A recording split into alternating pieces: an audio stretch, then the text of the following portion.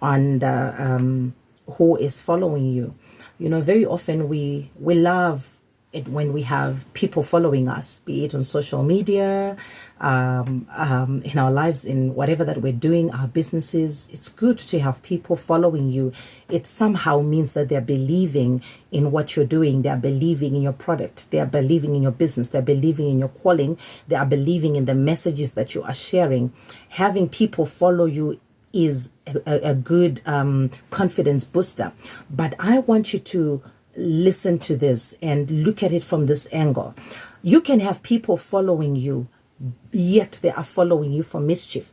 In the Bible, in the book of Luke chapter 11 on verse 53, it tells us that the Pharisees and the teachers of law were following Jesus everywhere he was going.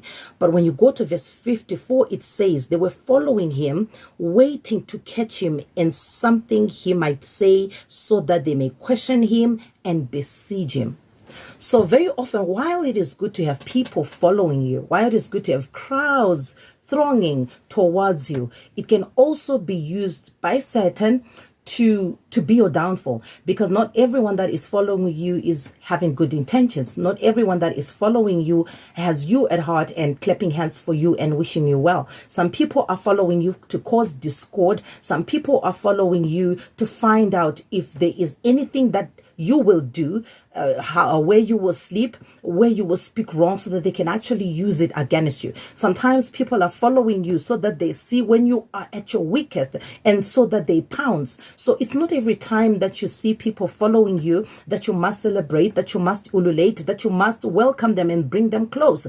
Be very, very careful of who is following you. I mean, it happened to Jesus. It can happen to us. If it happened to Jesus, it can definitely happen to us. If Jesus had teachers then of the word and he had Pharisees following him up and down, and scripture clearly has to mention it, that they were following him so that they might find fault with him and find a way to apprehend him and find a way to seize him. Then that means you and I can also become victims of people that will follow us, not for good intentions, but for ill intentions. So whenever you get about your business, whenever you get about what it is that you will be doing, pray that God gives you the right following. Pray that God gives you the right people to follow you and know who to bring close. Because who you bring close has the ability to either lift you or drown you. So Jesus did not bring these Pharisees